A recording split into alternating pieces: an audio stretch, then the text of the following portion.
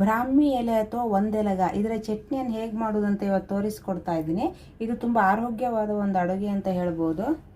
ಇದನ್ನು ಚಿಕ್ಕ ಮಕ್ಕಳಿಗೆ ಬೆಳಗಿನ ಬ್ರಾಹ್ಮಿ ಮುಹೂರ್ತದಲ್ಲಿ ಇದು ರಸ ತೆಗೆದಾದ್ರೂ ಕೊಡ್ಬೋದು, ಇಲ್ಲ ಅಂದರೆ ಹಾಗೆ ಅಗಿಯೋಕ್ಕಾದರೂ ಕೊಡ್ಬೋದು. ಇದನ್ನು ತುಂಬ ಒಳ್ಳೆಯದು, ಕೂದಲಿನ ಸಮಸ್ಯೆಗೆ ಮತ್ತು ಜೀರ್ಣಶಕ್ತಿಗೆ ತುಂಬ ಒಳ್ಳೆಯ ಒಂದು ಉಪಯುಕ್ತವಾದ ಒಂದು ಆರೋಗ್ಯಕರ ಅಡುಗೆ ಅಂತ ಹೇಳ್ಬೋದು. ಇದನ್ನು ಎಲ್ಲರೂ ಮಾಡ್ಕೊಳ್ಳೋಣ. ಇದನ್ನು ಹೇಗೆ ಮಾಡೋದು ಅಂತ ನಾನು ಇವತ್ತು ತೋರಿಸ್ಕೊಡ್ತಾ ಇದ್ದೀನಿ. ನೋಡಿ, ಇದನ್ನು ಒಂದೆಲಗ ಅಂತ ಕರೀತಾರೆ, ಕೆಲವರು ಬ್ರಾಹ್ಮಿ ಅಂತಲೂ ಕರೀತಾರೆ. ಇದರಲ್ಲಿ ಚಟ್ನಿ ತಂಬುಳಿ ಎಲ್ಲ ಮಾಡ್ಬೋದು. ಇದನ್ನು ಬೇರೆ ಸಮೇತನ ಹಾಕಿದರೆ ತುಂಬ ಒಳ್ಳೆಯದು. ನಾನಿಲ್ಲಿ ಬೇರೆ ಸಮೇತ ತೆಗೆದಿಲ್ಲ, ಇದು ಪಾಟಲ್ಲಿ ಬೆಳೆದಿರೋದು. ಗದ್ದೆ ಇದರಲ್ಲೆಲ್ಲ ಬೆಳೆಯುತ್ತದಲ್ಲ, ಆವಾಗ ಅದನ್ನು ಬೇರೆ ಸಮೇತ ಕಿತ್ತು ಮಾಡ್ಬೋದು. ಇದನ್ನು ಇವಾಗ ನಾನು ಇದರಲ್ಲಿ ಚಟ್ನಿ ಮಾಡೋದು ಹೇಗಂತ ತೋರಿಸ್ಕೊಡ್ತಾ ಇದ್ದೀನಿ ಸುಲಭ ವಿಧಾನದಲ್ಲಿ. ಒಂದೆಲಗ ಚಟ್ನಿ ಮಾಡಲು ನಾನು ತೊಗೊಂಡಿರೋ ಸಾಮಗ್ರಿಗಳು: ಸ್ವಲ್ಪ ಕಾಯಿ ತುರಿ, ಹಸಿಮೆಣಸಿನಕಾಯಿ ಒಂದು 3ರಿಂದ 4, ಹುಣಸೆ ಹಣ್ಣು ಸ್ವಲ್ಪ, ಶುಂಠಿ, ಉಪ್ಪು, ಉದ್ದಿನಬೇಳೆ, ಸ್ವಲ್ಪ ಎಣ್ಣೆ. ಇವಾಗ ಎಣ್ಣೆ ಬಿಸಿ ಮಾಡೋಕ್ಕೆ ಇಟ್ಕೊಂಡಿದ್ದೀನಿ. ಇದು ಎಣ್ಣೆ ಬಿಸಿಯಾಗಿದೆ. ಇದಕ್ಕೆ ಸ್ವಲ್ಪ ಉದ್ದಿನಬೇಳೆ ಹಾಕ್ಕೊಂಡು ಒಂಚೂರು ಫ್ರೈ ಮಾಡ್ಕೊಳ್ಳೋಣ. ಸ್ವಲ್ಪ ಕೆಂಪಗಾಗಬೇಕು.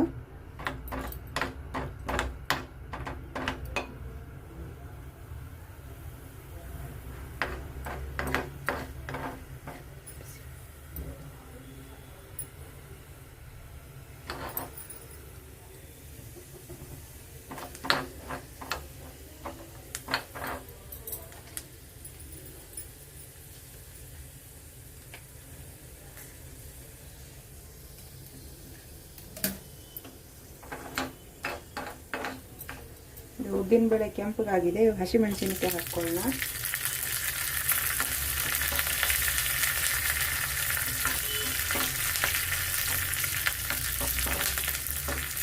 ಆಫ್ ಮಾಡ್ಕೊತಾ ಇದ್ದೀನಿ, ಸಾಕಿದು.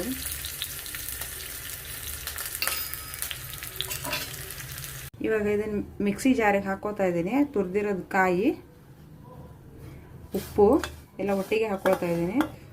ಶುಂಠಿ, ಹುಣಸೆಹಣ್ಣು,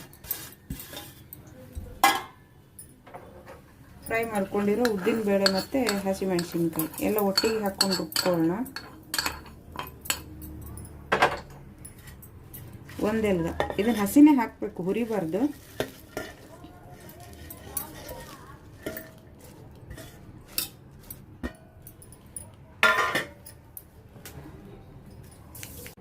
ಇವಾಗ ಇದನ್ನು ನುಣ್ಣಗೆ ರುಬ್ಕೊಳ್ಳೋಣ ಬನ್ನಿ. ಇದು ಮಾಮೂಲಿ ಚಟ್ನಿ ಹದಕ್ಕೆ ಬರಬೇಕಿದು. ಸ್ವಲ್ಪ ನೀರು ಹಾಕೋತೀನಿ, ತುಂಬ ಹಾಕೋಬಾರ್ದು, ಸ್ವಲ್ಪ ಹಾಕೋತಾ ಇದ್ದೀನಿ. ನೋಡ್ಕೊಂಡು ಹಾಕ್ಕೊಳ್ಳಿ ನೀರನ್ನು. ಇವಾಗ ಇದು ಚಟ್ನಿ ರುಬ್ಕೊಂಡು ಆಗಿದೆ, ಈ ಹದದಲ್ಲಿದೆ. ನೀರು ಬೇಕಾದರೆ ಸ್ವಲ್ಪ ಬೆರೆಸ್ಕೋಬೋದು. ನಾನು ಸ್ವಲ್ಪ ಗಟ್ಟಿಯಾಗಿ ಇಟ್ಟಿದ್ದೀನಿ ಇದನ್ನು. ಇವಾಗ ಇದಕ್ಕೊಂದು ಒಗ್ಗರಣೆ ರೆಡಿ ಮಾಡ್ಕೊಳ್ಳೋಣ. ಒಗ್ಗರಣೆ ಎಣ್ಣೆ ಕಾಯಕ್ಕೆ ಇಟ್ಟಿದ್ದೀನಿ. ಇದು ಎಣ್ಣೆ ಕಾದಿದೆ. ಈಗ ಸ್ವಲ್ಪ ಸಾಸಿವೆ ಹಾಕ್ತಾ ಇದ್ದೀನಿ.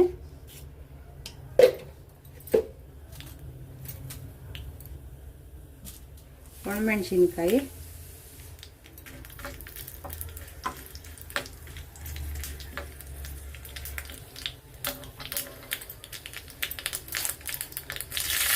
ಕರಿಬೇವು ಹಾಕಿದ್ದೀನಿ.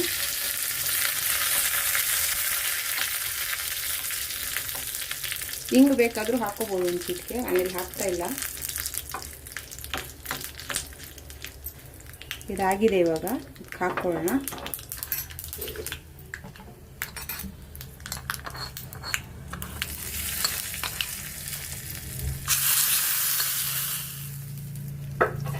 ಇದಾಗಿದೆ.